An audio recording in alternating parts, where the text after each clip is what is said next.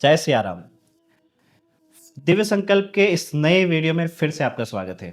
आज के इस वीडियो में हम बात करेंगे कि आप अपने ऑरा को क्लीन कैसे कर सकते हो। अपने ऑरा को क्लीन करने की क्या क्या टेक्निक्स हैं, क्या क्या मेथड्स हैं और उससे आपको क्या क्या फ़ायदा हो सकता है और किस तरीके से आप अपने ऑरा को क्लीन नहीं कर सकते।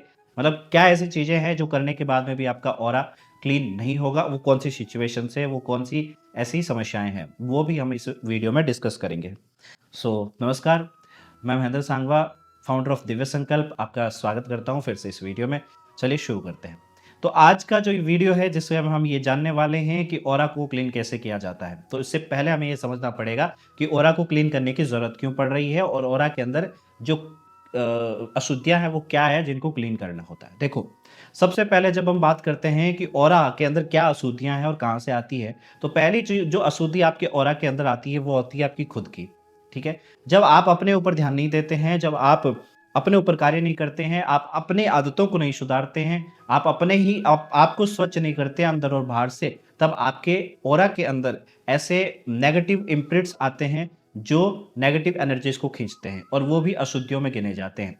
जो आपके द्वारा बनाई गई मलिनता है उसको भी हम जो है कंसिडर करके चलते हैं, क्योंकि वही जो है वो दूसरी एनर्जीज को खींचती है। वही यानी कि जैसे को तैसा मिलता है, यानी कि आपका ऑरा जैसा है वैसी ही एनर्जीज आपके पास में आती है। पहली चीज ये।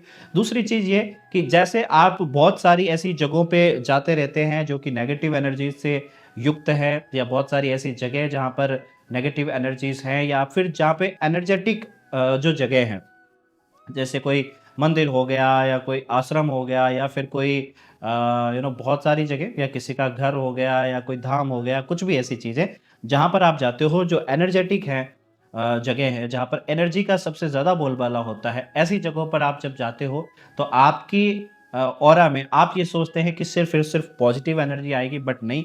पहले ये देखा जाता है कि आपके भीतर एनर्जी कैसी है।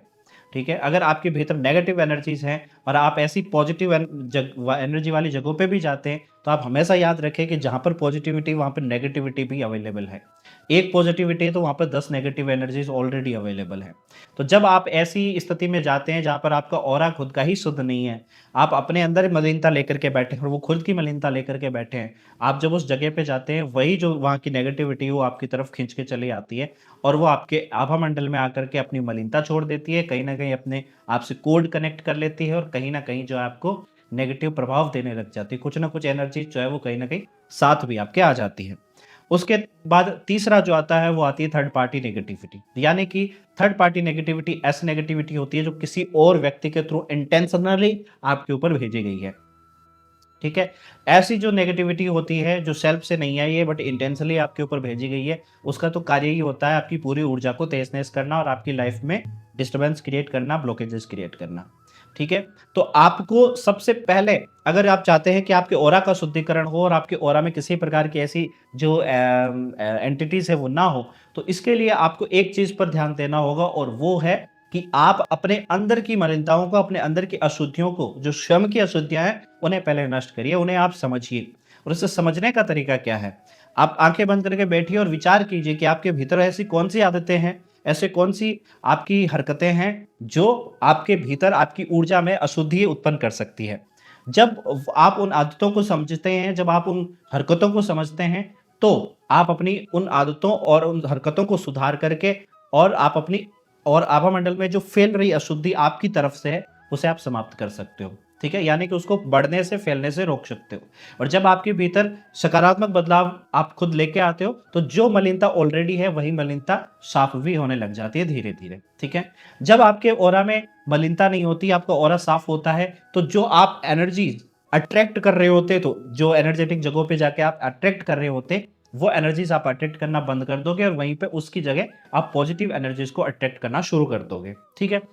उसके बाद जो तीसरी आती है जिस पे हमारा कोई वश नहीं है, जहाँ पर थर्ड पार्टी के थ्रू हमारे ऊपर जो है नेगेटिव एनर्जीज को भेजा जाता है, बाय इंटेंशन भेजा जाता है।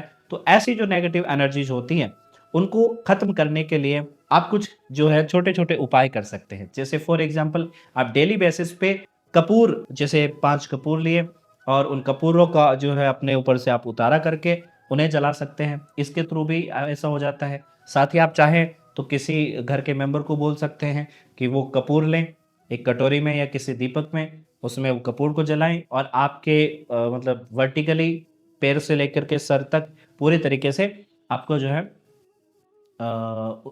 मतलब उतारा कर दे, मतलब इस तरीके से एंटी क्लॉकवाइज, तो वहाँ से भी आपका ऑरा क्लीन हो जाता है, काफ़ी सारी एंटिटीज जो है वो रिमूव हो जाती है, काफ़ी सारी मलिनता आपकी रिमूव हो जाती है। बट जब बात आती है स्ट्रॉन्ग नेगेटिविटी की, जब बात आती है स्ट्रॉन्ग इंटेंशनली भेजने वाले कि जिसकी वो सोर्स ऑफ द एनर्जी बहुत स्ट्रॉन्ग है और जो भेजी गई एनर्जी है वो भी काफ़ी स्ट्रॉन्ग है, तो वहाँ पर फिर ये छोटी छोटी टेक्निक्स काम नहीं करती। छोटी टेक्निक्स में फिर आ जाता है गंगा जल से स्नान करना, नीम के पत्तों को उबाल करके उसके पानी से स्नान करना, ठीक है, काले नमक को पानी में मिला करके उससे स्नान करना, तुलसी का जो रस होता है वो आप उसमें क्या कहते हैं, पानी नहाने वाले पानी में मिला के उसको स्नान नहा करके कर सकते हैं, या फिर तुलसी के रस को पानी में मिला करके डेली बेसिस पर पीने से भी आपकी जो आभामंडल जो है वो शुद्ध होता है। लेकिन जब बात हम करते हैं कि जो स्ट्रॉन्ग नेगेटिविटी आई हुई है, तो वहां पर आपको जो है एक स्ट्रक्चर्ड वे में किसी गाइडेड व्यक्ति के द्वारा, किसी व्यक्ति के द्वारा, किसी मेंटर के थ्रू इनिशिएटेड जो मंत्र है उसका जप करके या उसके द्वारा बताई गई प्रक्रिया करके ही आप अपने ऑरा को शुद्ध कर सकते हैं, और शुद्ध करने के बाद उसे आप प्रोटेक्ट करके और आगे बढ़ सकते हैं। लेकिन अगर आप ये चाहते हैं कि खुद से ही आप सब कुछ कर लें, कहीं ना कहीं हो सकता है वो पॉसिबल नहीं है, ठीक है, क्योंकि ऐसी स्थिति बनती है जब हम अपनी नेगेटिव एनर्जीज को अपने ऑरा में से निकाल रहे होते हैं, तो काफ़ी तकलीफ़ें आपकी लाइफ में क्रिएट करती है, आपकी बॉडी में क्रिएट करती है, ठीक है।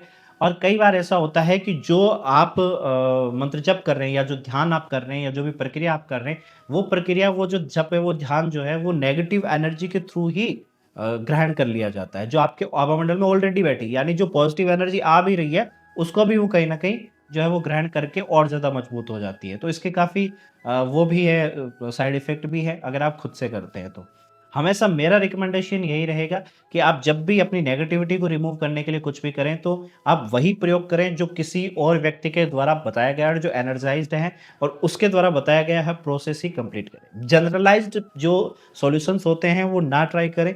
जनरलाइज्ड सॉल्यूशंस तभी ट्राई करें जब बहुत ज़्यादा हल्की नेगेटिव एनर्जी का आपको इम्पैक्ट लगे, आपको लगे कि ऐसा कुछ भी नहीं है जो बाहर से या किसी थर्ड पार्टी के थ्रू इंटेंशनली दिया गया हो, तब आप ऐसा कर सकते हैं। या फिर अपनी नेगेटिव एनर्जी को कंप्लीटली हटाने के बाद आप डेली बेसिस पे ऐसी चीजें कर सकते हैं जिससे आपका जो आभा मंडल है वो रेगुलर बेसिस पे क्लीन होता रहे और उसकी एनर्जी जो है बढ़ती रहे।